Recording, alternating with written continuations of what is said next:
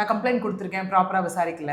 Okay அப்படின்ற மாதிரி அந்த பர்டிகுலர் காவல்துறை அதிகாரிகள் மீதே அவர் வந்து குற்றச்சாட்டு வைக்கக்கூடியதும் இங்கே வந்து நடந்துக்கிட்டு தான் இருக்குது இல்லையா? ஆரம்பத்திலேருந்து அவர் கம்ப்ளைண்ட் கொடுக்கறதும் நிறைய பேர் மேலே ஒரு ஒரு காவல் நிலையத்தில், அப்புறம் கமிஷன் ஆஃபீஸ் வரைக்கும் போய் கம்ப்ளைண்ட் கொடுக்கறது, விச் மீன்ஸ் அவர் எப்போவுமே எல்லா இடத்துலையும் வைக்கக்கூடிய டேக் என்னவா இருக்குது அப்படின்னா, என்னை தொடர்ந்து வளர விடக்கூடாது, என் வளர்ச்சியை தடுக்கணும், என்னோட ப்ரொஃபஷனல் ஒரு ஸ்பேஸை வந்துட்டு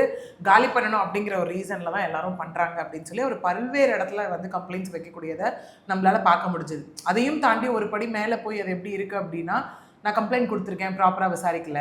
ஓகே அப்படின்ற மாதிரி அந்த பர்டிகுலர் காவல்துறை அதிகாரிகள் மீதே அவர் வந்து குற்றச்சாட்டு வைக்கக்கூடியதும் இங்கே வந்து நடந்துக்கிட்டு தான் இருக்குது இல்லையா? ஏன்னா ஸ்டார்டிங்கில் ஆரம்பிச்சு ஐ திங்க் அந்த டிக்டாக் டூ அந்த இன்ஸ்டாகிராமோட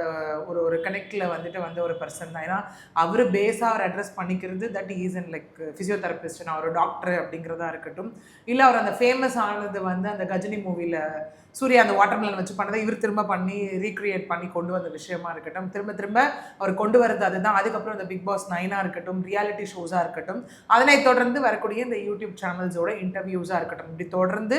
அவர் பண்ணிட்டு வரக்கூடிய விஷயங்கள், தென் அவரோட சோஷியல் மீடியா பேஜில் அவர் போஸ்ட் பண்ணக்கூடிய வீடியோஸ், அப்படி போஸ்ட் பண்ணப்பட்ட ஒரு வீடியோ தான் ரொம்ப வைரலாகி அதன் தொடர்ச்சியாக தான் ஃபர்ஸ்ட் ஒரு எஃப்ஐஆர் போடப்பட்டு ரெண்டாவது ஒரு எஃப்ஐஆர் போடப்பட்டது அவர் மீது.